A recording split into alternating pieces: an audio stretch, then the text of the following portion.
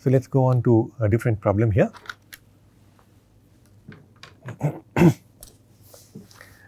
The figure shows a steady state operating data for a well insulated device. Okay, this is insulated.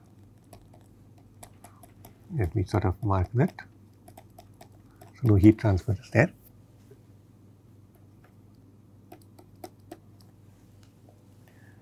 With air entering at one location and exiting at another with a mass flow rate of 10 kg per second. So, m dot, there is air entering and leaving, which means this is a control volume or an open system, and the mass flow rate is given as 10 kg per second. We can neglect potential energy changes. Okay, so, delta P is 0. We are asked to determine the direction of flow and the power.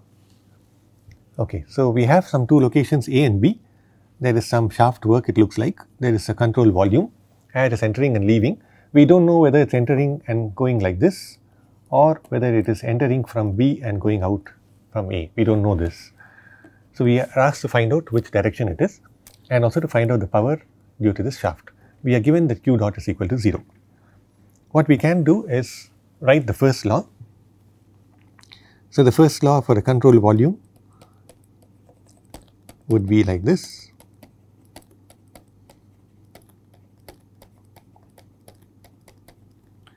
Kinetic energy, we can write kinetic energy as velocity square by 2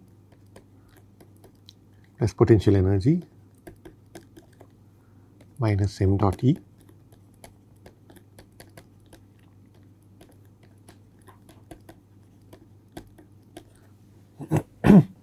This is a general form. What we will do is assume that the direction of flow is something, let us say this, and we know that in any device, if there is no heat transfer, which is the case over here, and it is steady, then we know that either the entropy must remain the same or the entropy must increase. So, we will assume some direction of the flow, see if the entropy remains the same or it increases. If there is a difference in entropy between the inlet and the outlet, wherever it is higher must be the outlet, because there is no heat transfer. So, what we saw is that when you do not have heat transfer, the only thing which can happen is that the entropy can reduce. That is not what I meant that the entropy can increase. So, what we said is that we can reduce the entropy by removing heat. If the mass is constant, we can reduce by removing heat. We can increase either by giving heat, or we can increase by having irreversibilities. So, that is essentially what we want to see what is happening over here. So, we have this device over here. So, what is given is that Q dot is 0. It says steady state operating, which means dE by dt is also 0. It says we can neglect change in potential energy. So, these two terms together is 0. We are given m dot. So, from the mass conservation, we would have dm by dt is m dot I minus m dot E. We have assumed there is only one inlet and one outlet, because that is what is given in the figure. Otherwise, we would have had a sigma in front of the mi dots, that is not there. It is a steady state. So, dm by dt must be 0, which means m dot I equal to m dot E, and this is given as 10 kg per second. So, this value is known. So, we have at the inlet or outlet, one of the conditions we have pressure as 1 bar, temperature as 600 Kelvin, velocity is 1000 meter per second. At the other location, we have 5 bar, 900 Kelvin and 5 meters per second. So, some information is here. So, let me assume, for example, that A represents this and B represents this. So, then I will get that W dot, I will take this to the other side, is Mi dot, which is 10 into Hi. This is a device which has air entering. I can assume air to be an ideal gas. So, if it is an ideal gas, then I can say enthalpy is Cp times T. I am assuming Cp is constant. So, this this thing can be Cp times T. T is 600 Kelvin.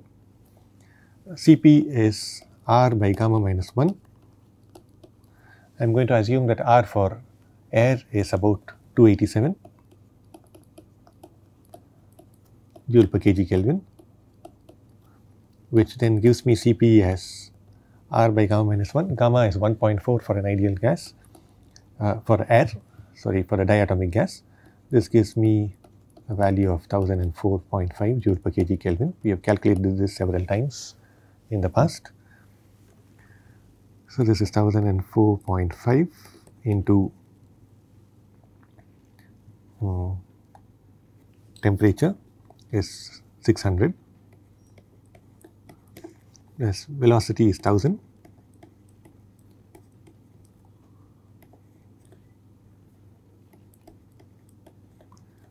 This again Cp is the same. This is 900 and the velocity is 5.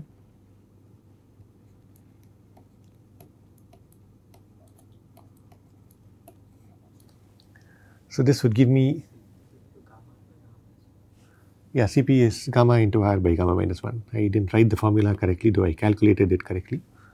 So, Cv is R by gamma minus 1, Cp is gamma into R by gamma minus 1. Thanks for pointing that out.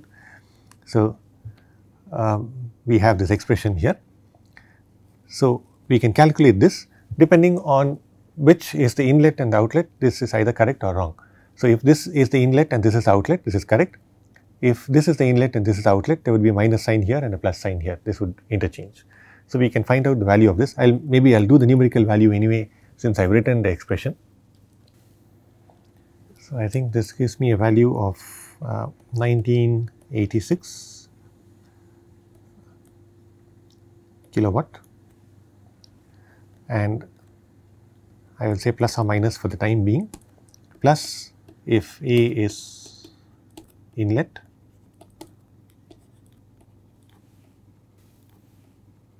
minus if B is inlet. I still have to find out which is the inlet and which is the outlet for this case. I can try to find out what is the change in entropy between the inlet and the outlet. This is undergoing an adiabatic process. So, Q dot is 0. So, we have the pressure and temperature at the inlet and the outlet. So, that is some information which is there. So,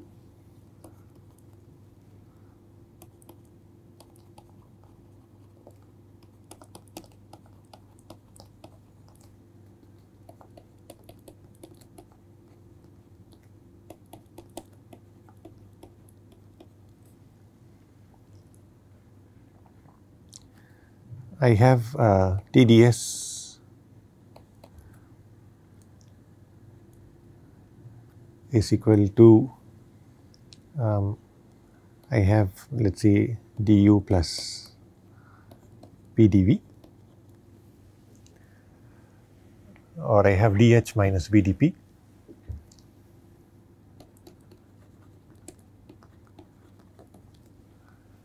So, I have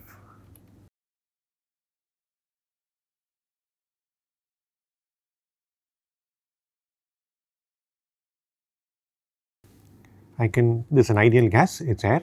I can write this as Cp dt. For an ideal gas, we have PV is RT. So, V by T is R by P. We have written this earlier.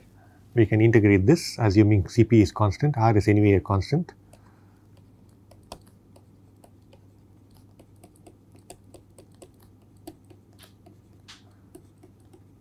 We have done this earlier also, but I do not remember the formulae anyway. So, I am going to, I have done it, I have integrated it again. So, Cp is 1004.5. If I have the inlet and outlet the way I had. So, T2 is 900, T1 is 600.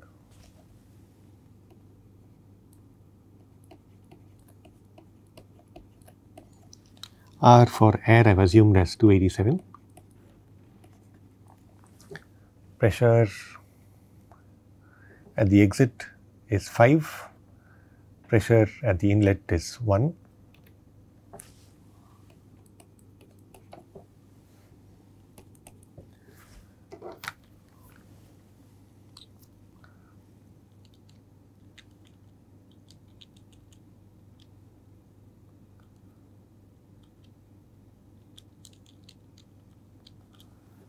I get this as 407.2 minus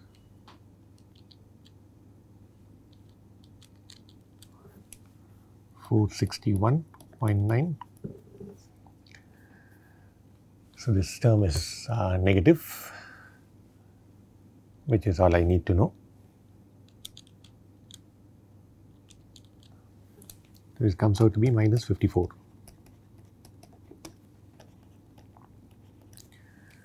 So, I know that the entropy should be increasing. It is a adiabatic process, the entropy should be increasing. I get this as decreasing. Therefore, the directions I chose was not correct.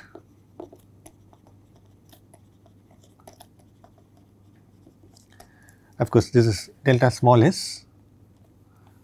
This has units of, I think I have used this in joule per kg Kelvin.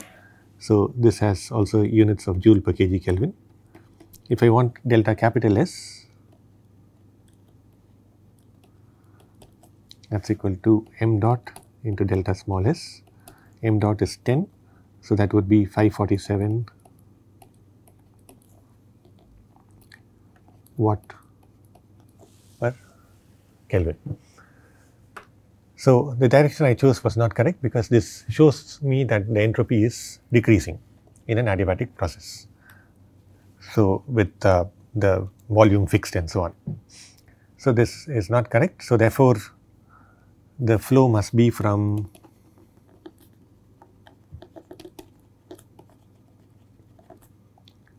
B to A. So, flow must be in this direction, not in the direction I. So, if the flow was in this direction, this is the inlet, this is the outlet. I chose A as inlet here and B as outlet, whereas it is actually the opposite. So, therefore, if B is inlet, the work is negative. So, W is minus 1986 W dot. The units of this was kilowatt. So, therefore, what I see is actually in this case, there is this shaft is doing work on the gas which is going through this device from B to A. So, it is some kind of a compressor of some sort where it is doing work on this. It is not even exactly a compressor because what we see is that the pressure is reducing, the temperature is also reducing, but the velocity is increasing. So, there is some work being done on it, but the kinetic energy is being increased, but the pressure and temperature are actually dropping. So, that is essentially what we see over here.